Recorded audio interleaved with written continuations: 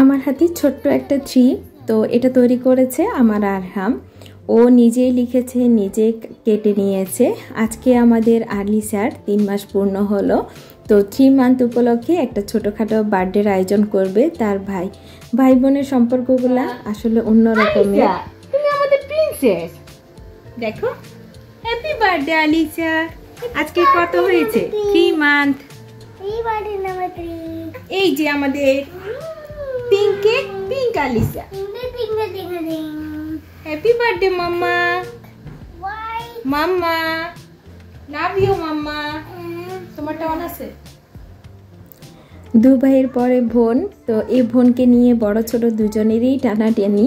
তো আজকের দিনটা অনেক বেশি স্পেশাল। একে তো ওর 3 মাস পূর্ণ হলো দেখতে দেখতে, আর অন্যদিকে আজকে ডিনারের ব্যবস্থা করবে আমার আইমান।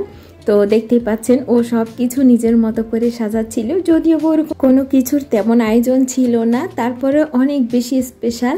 এই যে দেখতে পাচ্ছেন ছোট্ট একটা কেক, ছোট্ট পিচি ক্যান্ডেল, তো এগুলা সব কিছুর ব্যবস্থা করেছে আমার আইমান।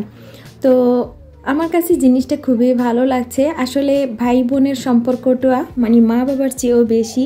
মা বাবারা তো অনেক আদর যত্ন করে সন্তানকে বড় করে, কিন্তু এর মাঝে একটা শাসনের বিষয়টা থাকে, এটা করো ওইটা করতে হবে, কিন্তু ভাই বোনের ক্ষেত্রে ওই জিনিসটা হয় না।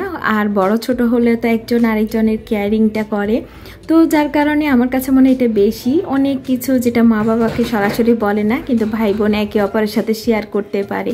আমি জানি না ওদের ভবিষ্যৎটা কেমন হবে, তারপর আমি মা হিসাবে আশা করি ওদের সম্পর্কটা অনেক ভালো হবে।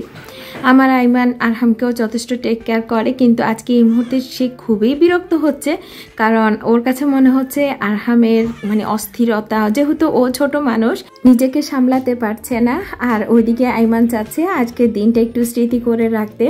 তো ওর কাছে মনে হচ্ছে আরহামের কারণে ওর ছোট বোনটা একটু ডিস্টার্ব ফিল করছে, তাই ও কান্নাকাটি করছে। দেখতেই পাচ্ছেন মানে অস্থির হয়ে গেছে।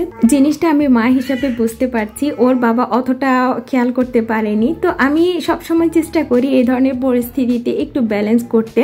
দুজনেরই বোন, দুজনই এখনও খুব বেশি যে বড় হয়েছে, আইমান যদিও বা দেখতে শুনতে বড় হয়েছে, তারপরেও তো এখনও বাচ্চা মনের মানুষ।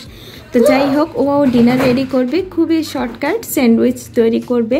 শর্টকাট হলো আমার এত ভালো লাগছিল, কারণ এত ছোট বাচ্চাকে নিয়ে আমার একটু হিমশিম খেতে হয়, লাঞ্চ বলেন ডিনার বলেন এসব রেডি করতে। ও যেহেতু আমাকে বলল মা আমি এটা করতে চাই, তুমি জাস্ট আমাকে একটু হেল্প করবা। এখানে যে দেখতে পাচ্ছেন তো ডিম দিয়ে টমেটো ভুনা করেছে, সেটাও সে করেছে। তো আমি সব ওকে একটু স্যান্ডউইচটা রেডি করে দিচ্ছিলাম, আর বাদ বাকি সব কিছু সে রেডি করছিল।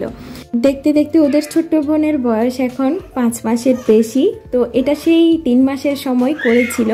তো আমি আর আপনাদের সাথে শেয়ার করিনি, এখন ভাবলাম যে না করেই দিই, টুকিটাকি তো অনেক কিছুই আপনাদের সাথে শেয়ার করি, স্মৃতি হয়ে থাকবে। আসলে 2 ভাই খুবই খুশি এত ছোট্ট একটা বোনকে পেয়ে। তো আলহামদুলিল্লাহ সব কিছু মিলে। তো যদি আপনাদের ভালো লাগে আপনারা আমাদেরকে ভালোবাসা দিবেন, সেই সাথে আপনাদের দোয়াতে অবশ্যই আমাদেরকে রাখবেন। আপনাদের জন্য অনেক অনেক দোয়া আর ভালোবাসা। যে যেখানে থাকেন সবাই পরিবারকে নিয়ে অনেক বেশি ভালো থাকেন, সুস্থ থাকেন।